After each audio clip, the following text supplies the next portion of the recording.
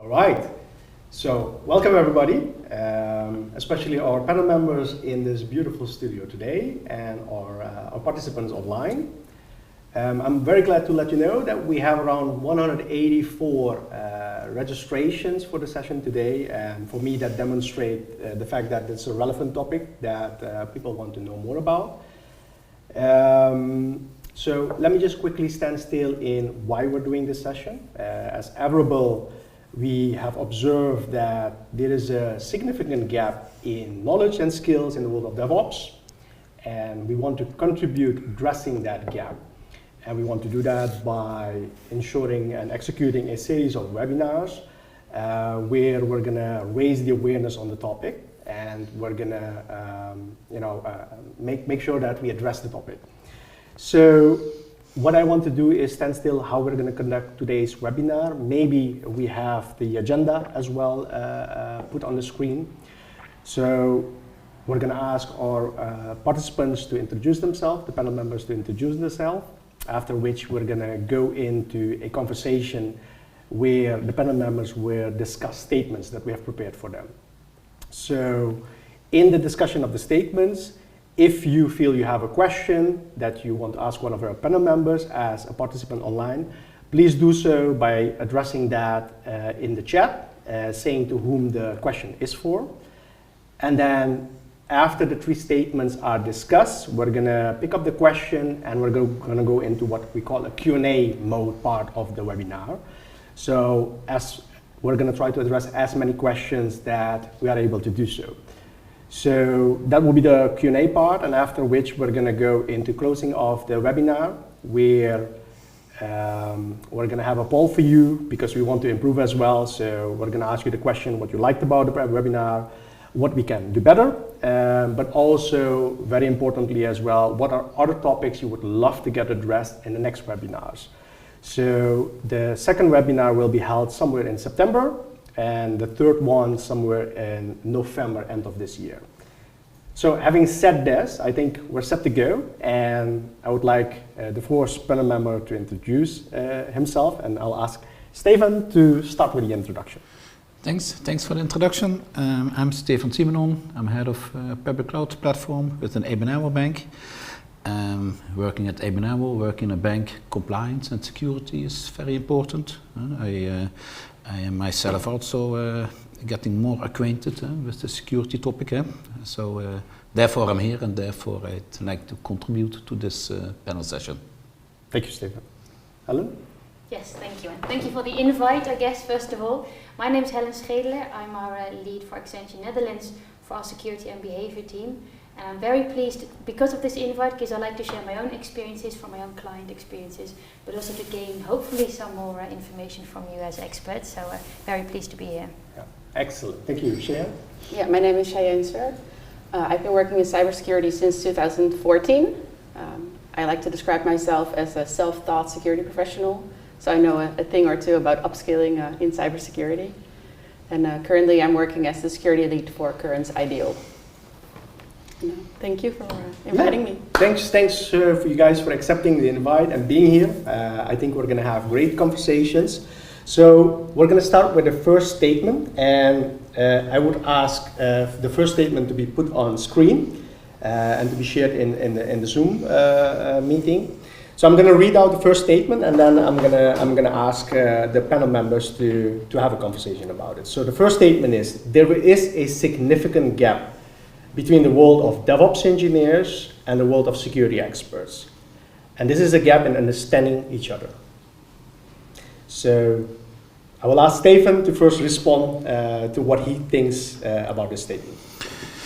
Yes, so I recognize this gap, working at ABN AMRO, but also talking to colleagues outside ABN AMRO.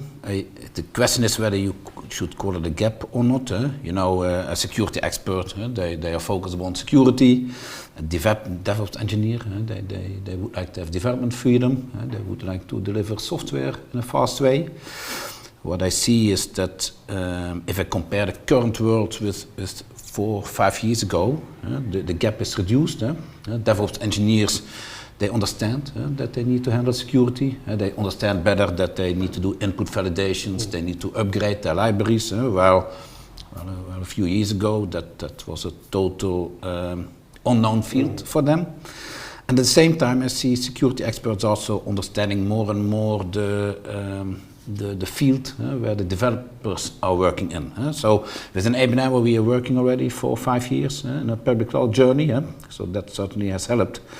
And important is that the people talk to each other and they understand each other. And there always will be a different, there will be a kind of difference in interest or a conflict of interest.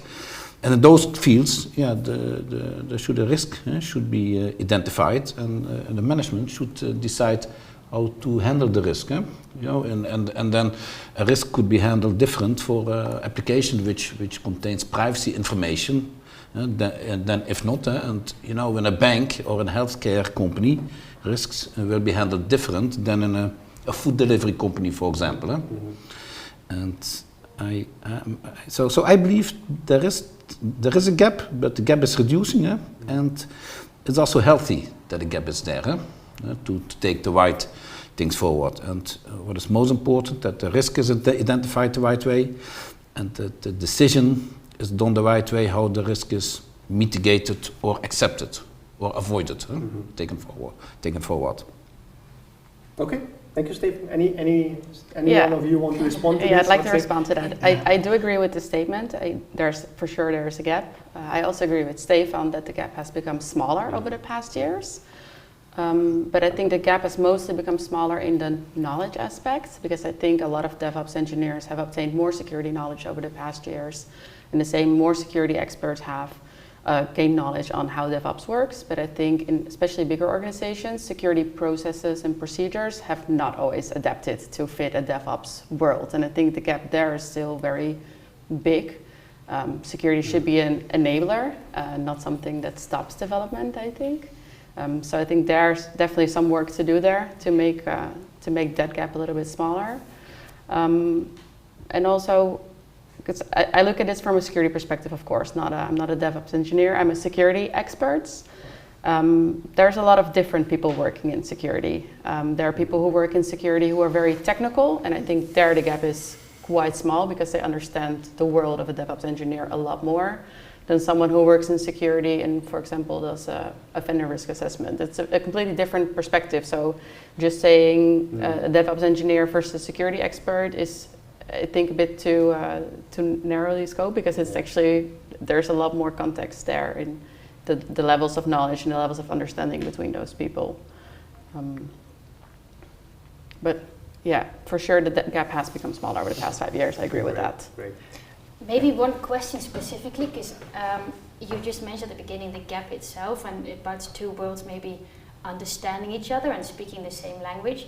Maybe it's a question to, I think, both of you, but how do you actually let these two worlds talk to each other? How do you let them understand where they come from and how they understand each other's background and each other's risk? Do you have examples maybe that you've used yourselves, or how do you try to sort of close in that gap from starting the conversation between these two worlds? Yeah, so what happens in our company, that once a project is started or once activity started in a DevOps team, that the risk assessment is done and that the security expert is included in an early stage. So that once a design is there, that the security expert can have a look into it, and that the security expert can identify the risks with that process, and that there is a good discussion between the developers and the security expert. And once that process is done the right way, then you also see that there is better mutual understanding between the engineer and the security expert. And then you also see that it's more easier to identify solutions at an early stage.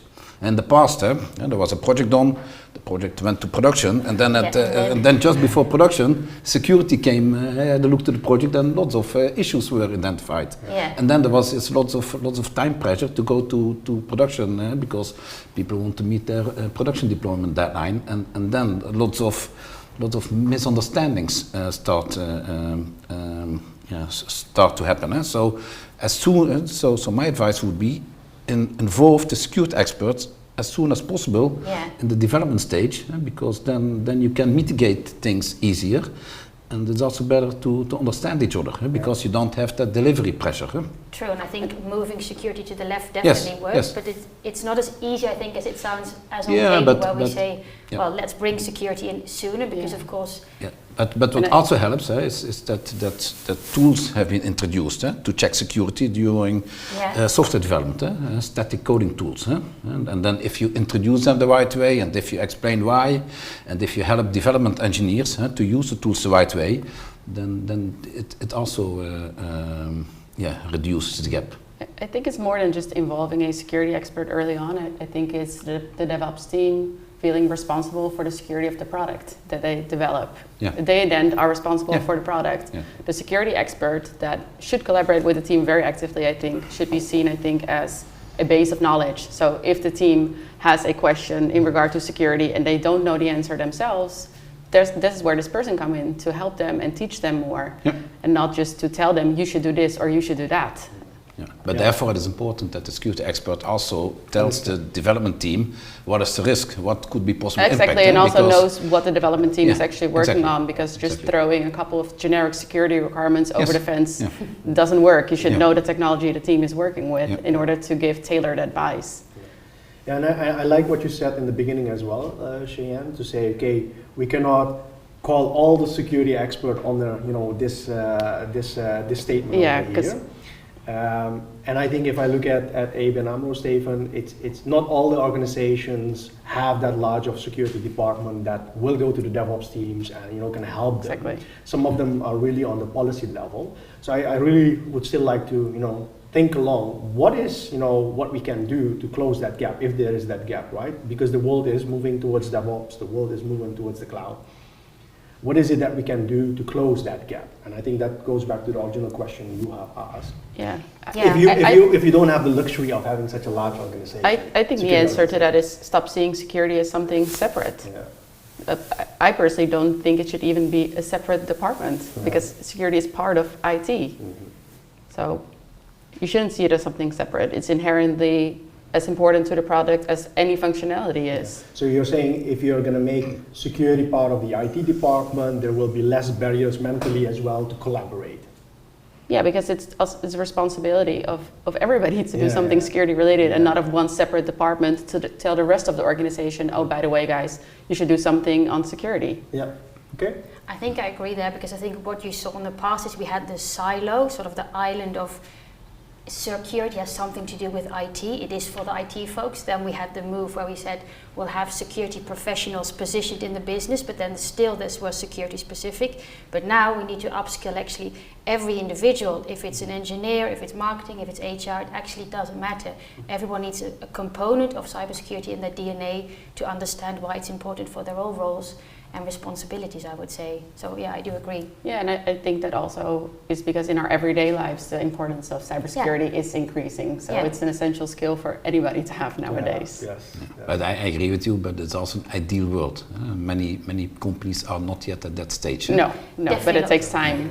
And I think, time will solve a lot. That's what we also see with the gap. It's smaller than 5 years ago. So it just takes time, because it's also a big behavioral aspect. And people don't change overnight, so.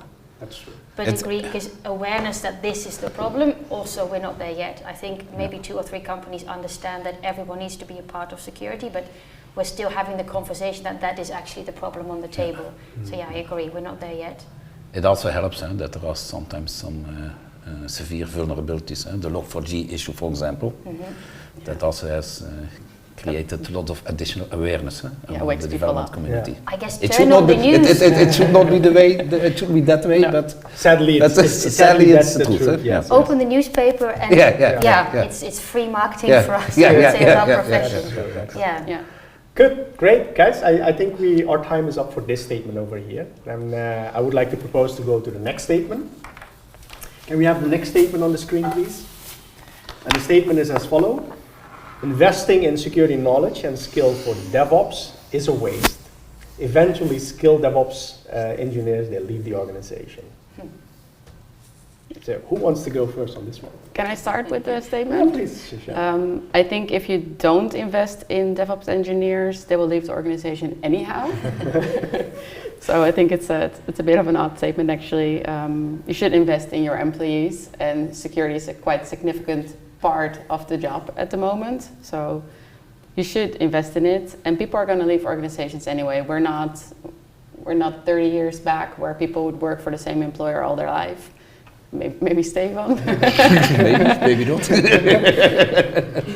But if I look at myself, I've also switched last year to a different employer. It's a natural way of how people work nowadays. Mm-hmm. So using that as an excuse to not invest in your employees is, it's not an excuse, I think. And also, if everybody would invest into their DevOps engineers and giving them security skills, you help each other, because then you hire someone from a different company who already has a basic set of security knowledge. So you create this ecosystem where most DevOps engineers have security skills already. So in the hiring pool, there's also a lot of options there. So you should invest in it. That's a non-brainer for Cheyenne, I would say. Yeah.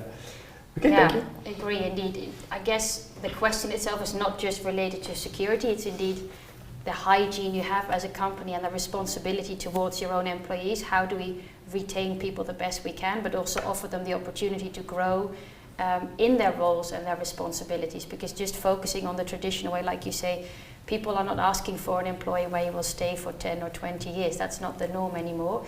So what do you do to respond to that is, do you have recognition programs? Do you have specific learning and training programs, and not just sticking to the traditional, or we have to follow these certifications because they're required in my industry or in my profession, but what do we see out there, and dare to maybe look that if you are an IT engineer, it is okay to maybe follow a training in a complete different topic. It might be presentation skills, because that might be needed in a team meeting on a monthly basis. It can be completely different than just focusing on this is what the industry requires and these are the bare minimum, because I think specifically for security we have a very long list of requirements that we ask each other that are very specifically from a, maybe more technical standpoint they are required, but not as much from a personal growth and what people intrinsically motivates them in their daily roles and responsibilities. So I would definitely advise to look further and connect with learning teams in the organization, not just focus on the traditional IT topics that are on the table. Yeah, I think the intrinsic motivation you mentioned is very interesting, because I've met a few DevOps engineers in my time who are very motivated to learn more on security, and they would be told by their departments, we don't have budget for that, because security trainings are very expensive sometimes. Yeah. And then you block someone in their development, while it would actually be really valuable to the organization to invest in that.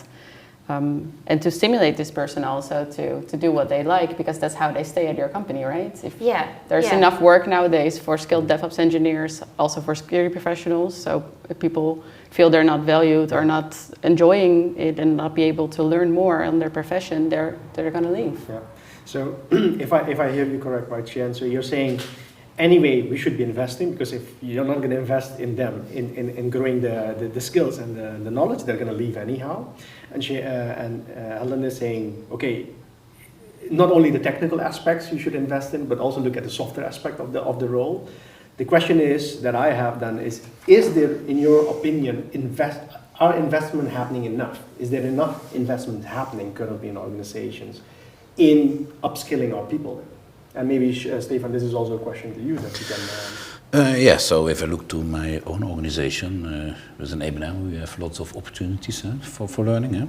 So for example, every person has €3,000 development budget. Following a course like CISP or expensive security course, that's simply possible. And and my advice is also companies should invest in this. And I even find there is an even higher risk than skilled people leaving. There is the high risk that non-skilled people are staying. So if I look to my own company, so there is lots of opportunities, and I also agree with you that you should leave that to the people to make their own plan. Don't make a list that every person should do this certification or this study. People have different roles, people work in different projects or teams, and you need different kind of skills, so different kind of educations. And as an IT lead, as an HR manager, you should be guiding the people and stimulating the people to do the right people, but it's in the end, they should own their own education. Yeah, and maybe step out of the traditional helplines that you have. So have your IT lead or have the IT director step out to the teams that understand how learning works. What are the best practices in market now? Because if we have the traditional, the simplest example, I think we just touched upon this just before we opened this session. I think we couldn't wait for this session to start. The traditional awareness trainings, for instance. The training that you do now, they're outdated in 6 months. That doesn't work anymore. So really connect as an IT director or manager with the learning teams to understand what is there in the market at the moment that people really like doing. We don't like the traditional e-learnings. We don't all want to do those expensive courses anymore. There are a lot of new innovative ways and actually sharing examples of other companies or innovative ways to learn with VR or, I can name a long list, but I think you understand the gist of the message. I agree. Yeah, what I also think is highly skilled people want to work with other highly skilled people. I always want to work with people that I can learn from. So if you invest in your current employees, you will also attract good employees because of that. Because people want to be part of those kind of teams. And what is your guys' advice in terms of people that are not so motivated to keep investing in learning new skills, whether that's soft skills or hard skill? What is your advice in that? What sort of program can be organized from an enterprise perspective, but also from a managerial perspective, to help people get more motivated to get it done? I think inherently most people do want to learn, but a lot of people are expected to do that outside of office hours. And that makes it hard for some people to do that, and not everybody is willing to invest in that amount into their own development. So I think it should be a shared thing also between the employer you're working for and the person themselves, but you should also be given time from your employer to invest in your skill set, because you use that at work every single day. So you cannot expect people to always, learn outside of their working hours or get 2 study days a year, because realistically for any security training, 2 study days is not going to be enough. And if you're swamped in a job where you already work 60, 70 hours, I can imagine that people are not investing in their own development, so make it easy for them by providing them with time to do it. Yeah, and maybe another is, I guess, skilling and training, learning, it can be a bit fluffy every now and then, so I would say make it as factual as possible. So use the data, so really assess what workforce do I currently have, what sort of skills do I need in this workforce if I want to survive in the next 2 to 5 to 10 years? And then you'll see which gaps you have skill-wise, and then you'll know in discussion with your employees who would like to grow in what skill. So what do we need to teach internally? What might we need to hire externally? Do we need to bring in new colleagues with specific skills and knowledge? But that way you can make it very actually data-driven, and then it makes it easier for you to schedule and plan ahead as well. And then it's not so much to the individual itself, but for you as a manager as well to understand what gaps do we need to fill in the coming 2 to 5 to 10 years. Yes, also my view is that the organization should enable the people, but the people themselves should have the right mindset. They should have the right motivation to learn themselves. If people are not motivated themselves to learn, then I think they are simply not the right person to be hired for that company. Not fit for the job. Exactly. People who do not want to learn are not fit for the job in today's world. I think it also really depends on what you say, right? So, for example, we earlier talked about security awareness trainings. A lot of security trainings are really boring and dry material. So I can imagine that if you're not particularly into security already, maybe as a DevOps engineer, you get this really dry, boring training that you're not going to be motivated to learn any further. So it's also about making trainings more engaging and fun, because it's a super interesting field. And sometimes we ourselves as security professionals make everything sound so boring, even though it's so interesting. And a lot of cool things are happening, so we should highlight those. I think one client once was the best question I ever had on the table. Can you help us make security sexy? And I'm like, yes, let's make that work. I think it already is, but we just need For to... us, because we like the topic, but a lot of people find Yeah. it boring, compliance-driven. It minimizes your freedom in your work. So what was your answer to that client, by the way? Well, it took a while, I must say, because it was for us quite a challenge as well. I did accept it with both hands because I liked how they phrased it. But actually, we're still doing it. Is we're actually skilling the full leadership team in the world for this specific client. Everyone outside of security, so we don't have any IT professionals there, but we're making it fun by using interactive and innovative ways of learning. And they actually really like the topic, and we're actually getting more and more questions, and there's more of a dialogue between security and the business instead of security pushing out the requirements, the requests and the training. So it's definitely working, Wow, I would say. That's nice to hear. Yeah. We're successful with that. I think we need more of that, by the way. I think we are out of time for this statement over here. I'm getting the signal. So my suggestion is that we go to the next and the final statement, and then after which we'll do the Q&A. So can we have the next statement, the third and final statement on the screen? And it goes as enterprise-wide security trainings for IT engineer is not available. There is no clear budget owner for this. So whether the budget comes from the CTO, CISO, CIO, HR, it's not clear who's funding the security trainings for IT engineers on an enterprise-wide level. So, who wants to go? We're jumping on this. I'll go. There's no clear budget owner for this. I think this might be a bit of a, if you put it a bit in a stigma, is the IT, I guess, population or the specific IT security label we would put on most of these teams is that this is not a marketing group. This is not a group that sells itself easily. They're focused on content. They're focused on being risk adverse, if I'm very, very, very making black and white. And it doesn't come natural to sort of push those risks externally to people that don't understand security. I think, like we said just now at the beginning, luckily, we have a lot of marketing external, so in the papers, in the news about security, so people are aware of, I need to do something with this, but still a lot of people don't really know exactly how to respond to that. But I think as security teams, go to the person in the organization that will actually have the most impact if it does go wrong, which eventually leads up to the CFO. I know there are a lot of other risks, there are a lot of other impact around, like for instance the reputation of a company if something really does go wrong on a large scale, but in the end it's the financial burden that usually gets the biggest bump actually for the organization, and that ends up in the CFO line. So I think specifically don't just sit in that security silo again like we traditionally were used to, but go to the people where this topic will hurt the most, and then they will wake up. Really show what the value is of the programs that you have, the added value, which is difficult because it's something that might happen in the future, so you're responding to a risk that might not be there at this moment, but show them the facts and figures and really let them feel, if this goes wrong, this would be the impact for you. And then specifically a CFO does wake up because it is his worst nightmare at this moment.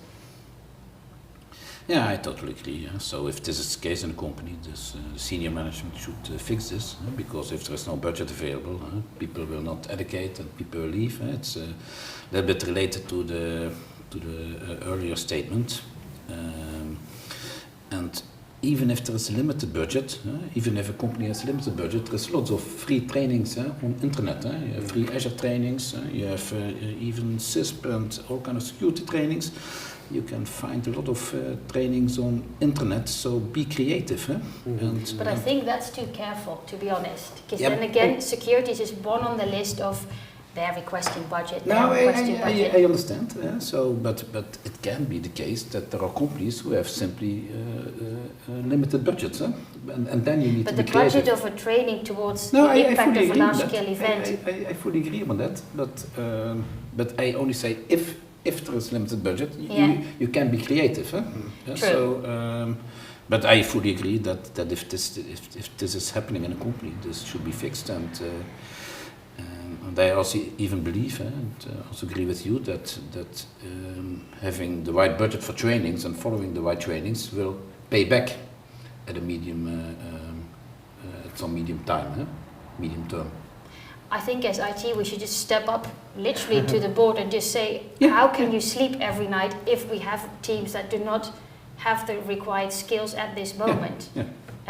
I wouldn't sleep if I knew that we wouldn't have that budget allocation at least. Yeah. Yeah. But what do we see, if I can make it a little bit sharper discussion? So where is, if we talk about budget for upskilling IT engineers and DevOps engineers from a security perspective? So the example that Cheyenne gave, there was this DevOps engineer, he really wanted to do security, but he didn't got the budget to do it. So where should that ideally be allocated? Is it with the CISO department? Is it with the department that employs the IT engineer? Should there be a centralized budget for learning from HR? Like, what is a good practice in that? What are you guys' thoughts on that one? I believe there should be department budget. Each and every department should have budget available for learning and for study. So every department should have budget available. Including the security budget, Stefan. Exactly. Yeah. So there should be budget, and then the department should be deciding whether it's security or other related topic. As I said, because one department can be affected by security more than by other department. And it's up to the department, the employee, the IT lead, to allocate the budgets the right way. So, and that's the way how it is organized with an ABN AMRO. And with an ABN AMRO, that is totally not a discussion. Budget is simply there. Great to hear. But I don't know how that works in other companies. Yeah, I think for the larger companies it's usually like that indeed, but I think it helps if you centralize your training budget and strategy, and then based on literally risks, where would you allocate more or less budget in what period of time, and reserve, because I guess probably for all of us it's the same as what we read today is outdated again yesterday, so it goes so quick. So budget specifically in security, they fluctuate because it's difficult to keep up with the pace, I would say. So I would think have it centrally organized and then prioritize based on the risk, what you see in the market. And then it's like you say, if there is an individual that would like to do something, that's not answering that specific question, but if you say on a strategic level, focus a company broad, and then at this moment, security is an important one to invest in, I believe, but that might be different in hopefully different. Yes, indeed, but have that centrally organized, I would advise. Yeah, so but if you organize it centrally, how are you going to avoid that all kind of departments are going to fight for the budget? I guess budget is always unanimous with a fight, I would say. There's never enough budget. But I think if there's a good story behind it and you can clarify where the percentages of budgets go to what teams and with what reasoning, that helps. But at the end of the day, we all choose for our own profession because we find that one most interesting, so automatically most important. So it is difficult, but really share the narrative on why that is an urgent topic now compared to maybe a different topic. That definitely helps in gaining understanding from other departments. But I agree, it can be a bit bumpy, but share the narrative. I think that's the most important lesson there. How is it organized in a smaller company where you work, this budget? It depends on whenever you ask. So if you ask for a specific training and you can explain why you should do it and why it contributes to either your personal development or the development of the company, it's granted. Yeah. So it's really data driven based on where there is a need.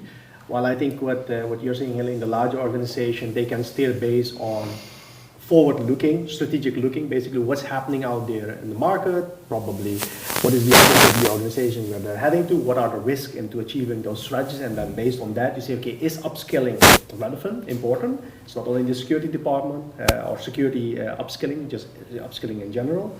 And then based on that, define the budget, basically. Yeah, for large and smaller companies, the basis is the same, I would say. Yeah, and the challenges which I think that the smaller organization might have, I'm not sure whether they spend that much time strategizing also the learning part of it. So I think that will become more a little bit data driven. Okay, what is the organization actually asking for? Will be more ad hoc at the beginning, and then slowly, if the request gains, it is growing, then you'll have to strategize. But true, at the beginning it'll be more ad hoc. Great. Yeah. So I heard from Stefan that for the company he's working for, he feels that there's enough budget available. What is your view? Do you feel that there's enough budget available in organizations for security training related trainings? Personally, I think no, because, for example, the 3,000 a year you mentioned would cover one security training, which I, as a security professional, don't think is enough to do one training a year, for example. And yeah, there's a lot of online free stuff. I agree, that's how I got into security, but then you completely rely on people being intrinsically motivated. Okay. And of course, you would prefer all your employees to be intrinsically motivated, but that's not the reality, unfortunately. But that is something the IT leads, the management should manage. Yeah, that's true. But yeah, I think that's the thing in companies. They've hired people so many years ago.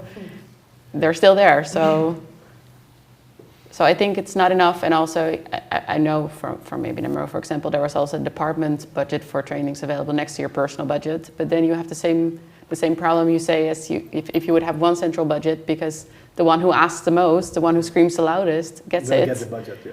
And I know that from experience when I worked there, is that I always asked for trainings and I always got every training. Yeah.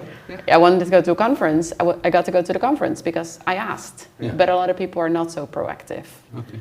And I think we need maybe a shift also in how companies see that. You see how companies in the market are now going towards unlimited vacation days, unlimited learning concepts. And I think that's especially for the unlimited learning, is really interesting to not in advance put a fixed number on it, but as long as people can justify why they need the money to do that, then there is money to do it. Yeah. Then there should be money to do it. And if that needs to come from somewhere else, then the finance people can figure it out.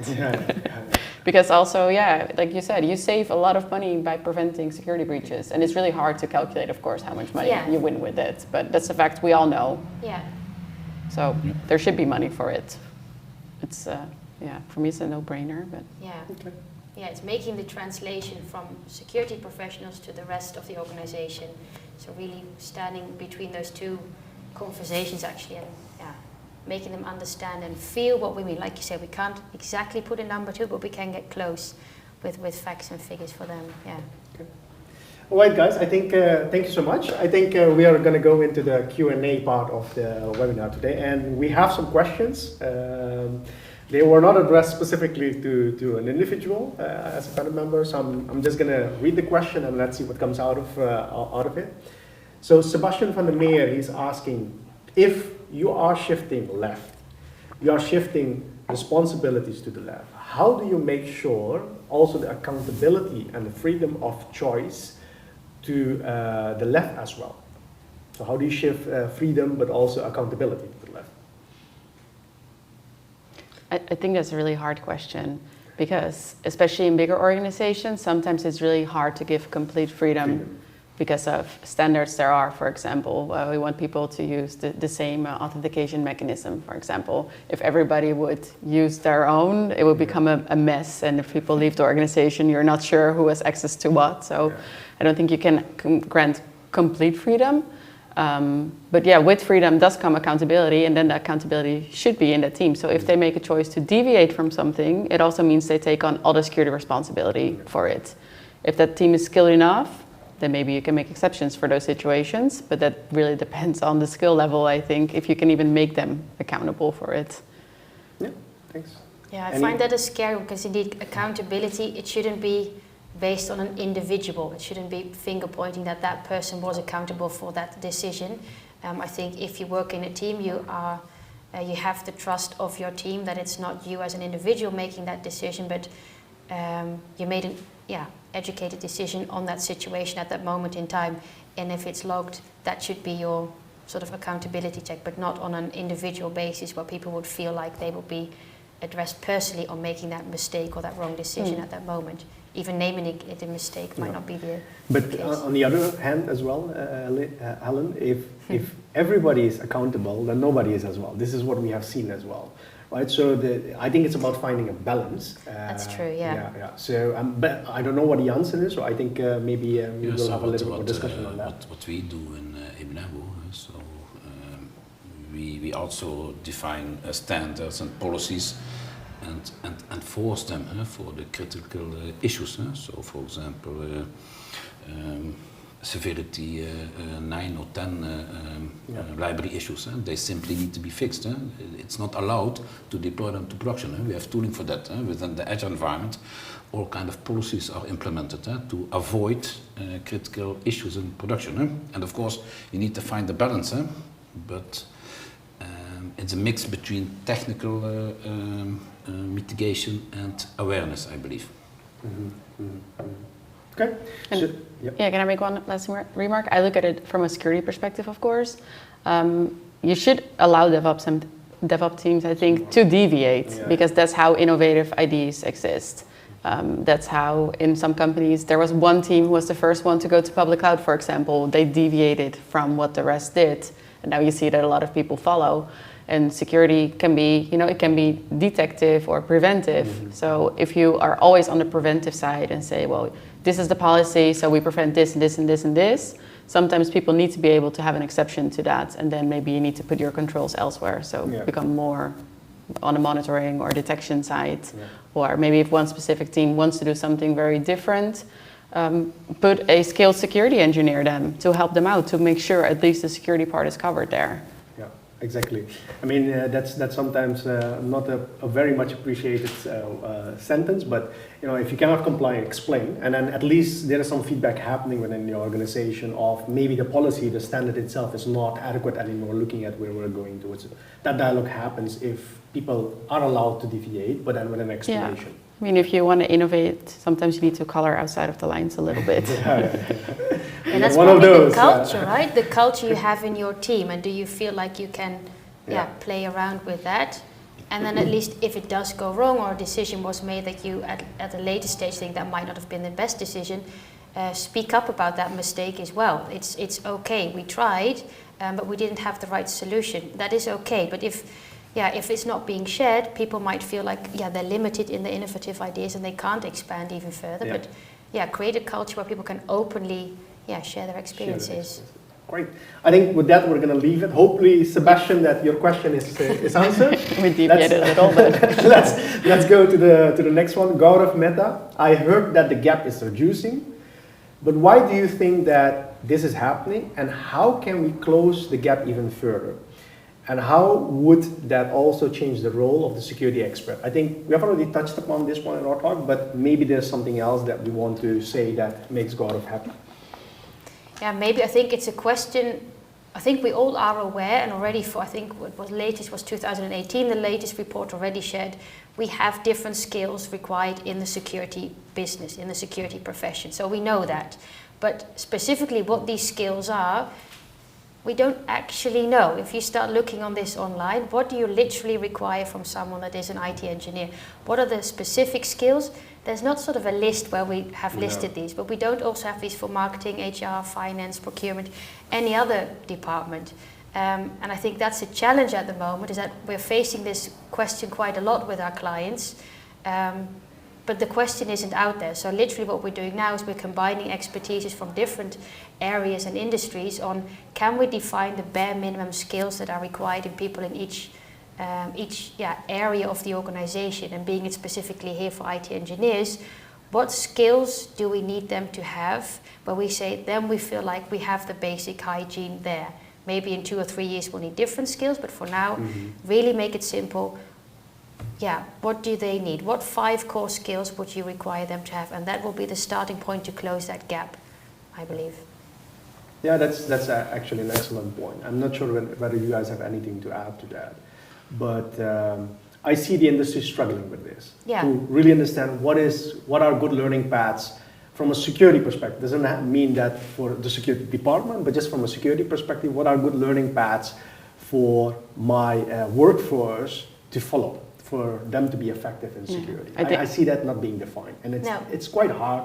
I think the answer is also there's not a single learning path, because there is a difference between having a basic set of security skills, so knowing something about encryption, something about identity and access management, something about logging and monitoring, and actually applying security to different technologies or environments.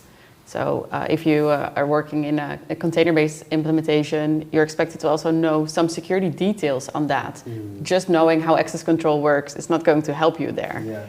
So I think you need to have different paths based on the technologies people are actually working with, and provide people with like a pick and choose, menu. True. Where you have like, there's a few basic skills you should have some knowledge on, and then you can pick and choose from everything that's out there at the moment, which is only growing and growing, which makes it more complex, of course, to work in this field. But yeah, I think what we usually use is the simple base of having personas. So we categorize people where we say, these are the bare minimum skills, and this will be a complete security professional. So what categories do we have in between? And for each of these journeys, we would have different personas, how you would reach that maturity level. Because indeed, for some people, just having the basic hygiene of security is enough. They don't need to become a full professional. Just being able to ask the right questions, understanding the risks for their own function, for their own departments, that is sufficient. And for others, you would need a complete different path. But helping categorizing them and defining personas for these categories is a very sort of easy but very effective way to define these learning pathways. I like it. Stefan, anything to add from your side? So as I said, I don't think it's a huge issue. If there is a small gap, of course, the smaller the gap, the better. But what is important to include the security professional at an early stage to increase the awareness of the development engineer, and if there is a gap or if there is a risk, identify the risk and execute the right decision making about how to take the risk forward. Yeah. But I think in an ideal world, engineers also themselves would be able to recognize if they introduce a security risk, and especially if it's a minor one, that they can also have some decision making on what to do with it or how to deal with it, and then more use the security professional as like a consultant who can provide you with extra information instead of relying on them to always review everything or look at everything. I think that's the whole thing about the upskilling in DevOps part, is that we want DevOps engineers to recognize these small security things where they think, hey, maybe it's not a smart idea to do this because this might introduce a security risk. Let me check. Yeah, is one way of doing security at scale, of course, because the security department doesn't have enough people to always be able to be there for the DevOps engineers. And the DevOps engineers know their own application the best. So absolutely. Especially if you have concepts where one security engineer is maybe helping 10 different development teams, you don't know their application through and through, but they do. So if you arm them with the skills to at least recognize if there might be a risk that they're introducing, and then they can verify with someone who actually knows a lot about security. I think that's a model that would work a lot more, and that would also close the gap because it makes the lines really short. So what I also see happening sometimes is that that development engineers are enforced to not to address all gaps, to meet all kinds of delivery deadlines. Product owners are pushing to get things delivered. And then in those cases, mitigating security issues is seen as a risk instead of an enabler to get good quality code into production. And those kind of things should be managed. And this is not something a developer or a security engineer can manage. It's also on a higher level.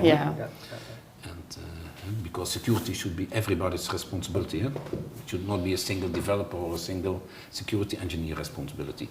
Exactly, it should be acknowledged that it's important. Yeah. Great, I hope that we were able to make Gaurav a little bit more happier.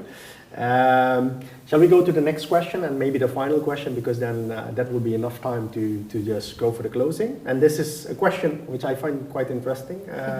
It's being asked by Rishabh. Security is quite broad as a field in itself, and I fully agree DevOps and security need to work together. However, I feel the need that there should be security competencies included in hiring of DevOps engineer. So that's a part of their job and not an additional siloed responsibility. What are your thoughts on that? Yeah, so of course he does agree, but the reality is that the people you want, the sheep with 5 feet, they're simply not always available in the market. So you need to hire also less qualified people and invest in learning and invest in mindset. But ideal engineers, the ideal security engineers, they're not always available. They are very scarce. But do you feel that these questions are asked, right? When you already find somebody that's good or actually great for your IT engineer profile that you're looking for, that you're daring to ask that question. Okay, how are you doing with security? And what sort of question would you ask a DevOps engineer? So those kind of questions I ask, of course, and if I look to CVs, if I look to candidates, I look into these kind of fields. But I also am realistic. I also am realistic that many of those people do not have the skills we would like to have, and in those areas, you should make sure that you have a right balanced team. You should have 1 or 2 seniors, 2 mediors, and 4 juniors, and these junior people should have the mindset and the capability to learn. So those kind of things are important for me. Yeah, for us, I think it relates to what we touched upon previously about the workforce that you have. So understanding the team and what you need in the years to come. And we usually use the 4 Bs, where you say buy, borrow, build, or bot. So do you buy, so hire, attract new employees that have that specific skill?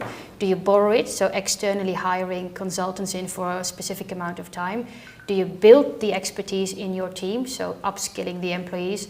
Or bot, can you automate any element of the work that they're doing? And constantly addressing those questions to your actual workforce, that will help creating a strategy to respond, because it is indeed a nightmare at the moment, finding the right people. But with Helen, if you look at the importance of cybersecurity now, and especially for organizations that are more and more heavily relying on IT, where IT development is a core part then, right? Can you say that's a skill you don't want to have within that team, right? With the strategy of buying it in, or I think the 3 other types that you remember, like how often would you select to say, let me buy it in, and not embed it sustainably in my IT workforce, because those are anyway there to stay, and IT is there to stay within that organization. Yeah, and like you say, it's becoming growingly important. So you need a basic hygiene of your team. Definitely. On that part, yes. Yeah. Okay. Great. Cheyenne, any last thoughts on this one? I think, like Stefan said, it's not realistic to expect someone already has this knowledge, because the pool to hire from is really small. But I think if you make it an ongoing topic in a team, knowledge will also increase over time. Because if it's always something that's addressed, for example, in the review meetings or in the planning meetings, that a security thing needs to be resolved, it becomes more top of mind for people. So it also slowly increases the knowledge a little bit within the team, because like we said, people leave organizations. So you cannot put all your eggs in one basket and have one person in the team who is great at security, because then the team maybe breaks apart, or this person leaves and it's gone. So it's better to have everybody in the team have a little bit of knowledge, have them continuously working on it with each other, discussing it. That keeps it more alive, I think, than just trying to find the one perfect unicorn engineer. And do you guys think, by the way, that's a link maybe to Rishabh, because maybe Rishabh is a DevOps engineer, I don't know, but do you think that when DevOps engineers get upskilled more and more in security, that their market value will increase as well? Oh, for sure. Yes. So maybe that's a call out to DevOps. Small tip. If you want to, be more valued in the industry in terms of, salary and whatnot, then upskilling in security makes sense, I would say. Also upskilling in security. It's not only that, of course. Yeah. And then we have probably, let me just check, because we still have 3 minutes for one more question. Shall we do that? Pick your favorite. This is the last one. So Gaurav is asking, we're talking about security awareness for DevOps team members, but I think it's equally important to educate management, since a lot of time it's POs and managers that are asking for making a choice. How could this be achieved effectively? So upskilling management. That's what Gaurav is talking about. Yeah, so that's what I just mentioned. It's not only, it should be everybody's responsibility, and it's not only about upskilling management, it's also making the impact clear towards the management. A product owner, they are from the business, they do not have IT knowledge. So if some security engineer comes with some security issue, the product owner, the first thought will be, hey, I need to deliver my product, I need to deliver my feature. So you need to be very clear in the impact and the likelihood of the issue. And if you explain that the right way towards product owner, then the product owner will say, okay, let's take some time to fix the issue. So communication and explanation and working together, those are very important, because you cannot expect from a product owner that he or she will pass a CISP course, for example. Yeah, I agree with Stefan, and I don't think that's something new. That's been an issue ever since I started in security. Is that a lot of security professionals don't really speak the language of the business. Exactly. So they explain this very technical risk, and the product owner just hears, okay, extra work. And then not sexy way, not sexy way. Yeah? Not sexy way. Not sexy way. Yeah. Yeah, I think that's why we have this team that I operate in. It's security and behavior. So people, like you say, they understand the basics of those risks that security addresses, but they can translate it to easily accessible and understandable ways to the rest of the organization. So that other people outside of security, they understand the urgency, they understand the impact, and understand why it's a co-responsibility for both of them. Because indeed, yeah, like I said at the beginning, I feel like I'm a translator somewhere between two worlds, and it's actually a fact. Yeah, and I think it's also because sometimes security things can be very complex. Yeah. If things are complex, people tend to push them away maybe, or put them in this box with, oh, this is not going to happen to me. It sounds very unlikely. Yeah. So you need to relate it to real life examples. So maybe the one of the takeaways for the product owners or managers is, at least when somebody comes with a security related question to you, have an open mind. Maybe that person is not able to fully explain it to you, but at least have an open mind to ask probing questions about it. Yeah, take just it, not put it translate away. it to the table. Yeah. Or otherwise, one of the companies I currently work for is, they have sort of, I find it quite a bold move, but they have a security team with 2 communication experts in there full time. Oh, wow. And these 2 ladies are running like maniacs because it's a lot of work on translating it. And after a year now, we see that actually they understand each other more than ever. And the value is shown literally on a daily basis in how they translate these technical, complex issues to the rest of the organization. Yeah, but I also find an IT engineer responsibility to explain it the right way towards a product owner. I have seen many cases in which IT engineers say, oh, I cannot meet deadlines because the security engineer says that I need to fix the security issue. And then you have a clash. Instead of saying, this is important for our product, we need to address this. I got it, Great. And I think it's also the last takeaway for product owners, I think, is a lot of people think it's not going to happen. It's not going to, the risk is not going to pop up. Yeah. But eventually it will, of course. And it will also maybe hold you back in future developments if you try to ignore a risk now, and it can become bigger and bigger and bigger, and then it's more work to resolve it later. So those kind of argumentations from a DevOps engineer towards the product owners. Yeah. Great. I think this is all the time we have for our statements and the questions. Hopefully, we were of course not able to address all the questions, but more on that soon. I just wanted to check whether we can stream the Menti now. Can you give us a sign whether the Menti is, people are seeing it? So please, guys, a request to you. We want to improve. Please let us know what is it that you liked about this webinar so far. And what is it that you think we can do better? That would be the first question. Please let me know when the first question has been answered online, and then we can go to the next question. Or Paul. Or give people online a little bit of time to fill in. Quickly typing it in. Yeah. Continuous improvement, Stefan. We also need feedback. Yeah, I understand. That's very good of you.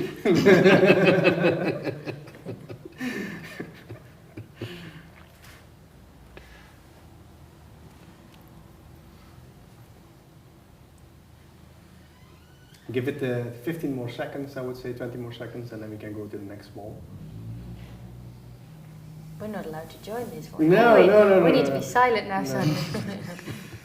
You give your feedback to me after this session.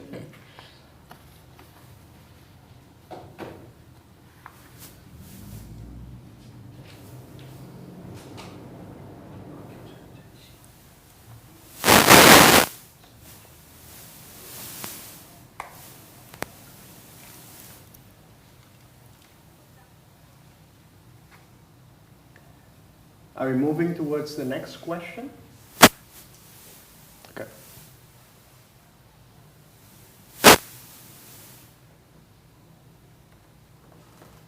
So the next question will be related on, we have 2 more webinars upcoming this year. So one will be in September, one will be in November.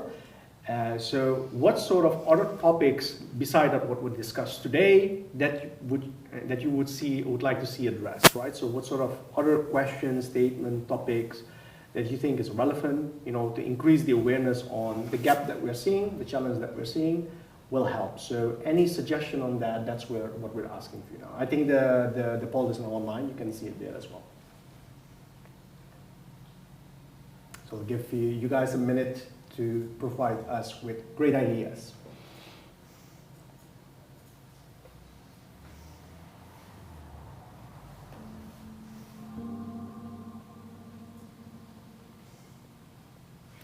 It's 1 minute before 12, so right on time, I would say. Before lunch. Before lunch. I think while people are giving us the data, I first of all really want to thank all of you, especially our panel members, to making the time and being here and sharing your thoughts with the rest of the world. I think don't underestimate how much this can help people. And the recording of today's session, we will make it available for the people that have registered for the session. Questions that we were not able to answer because of time limitation, we're going to address those questions in text, and I'm going to mail it to the group that's registered for it. And yes, I hope that people liked it online, and then if that's the case, please also spread the word for the next webinars that are upcoming. But very importantly, thank you so much, panel members. We have a gift for you, but we'll give that after the session is closed, because we don't want to use the time of people online for that. Thank you. Thank you. You're welcome. Yeah. Thank you. I hope everybody enjoyed it. Yeah, it was